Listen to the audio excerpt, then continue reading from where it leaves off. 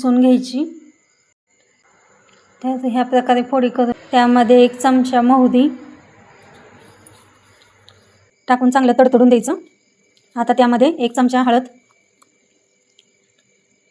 आणि अर्धा चमचा हिंग टाकून घ्यायचा। आता लगेच वाटलेला लसूण जिऱ्याचा मसाला घालून 1 मिनिट परतून घ्यायचं। तिथे गॅस कमी करून घ्यायचा। ही लाल तिखटाची पूड आहे।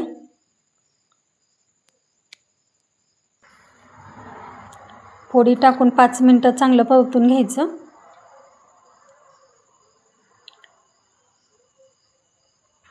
लोणचं एकदा नक्की।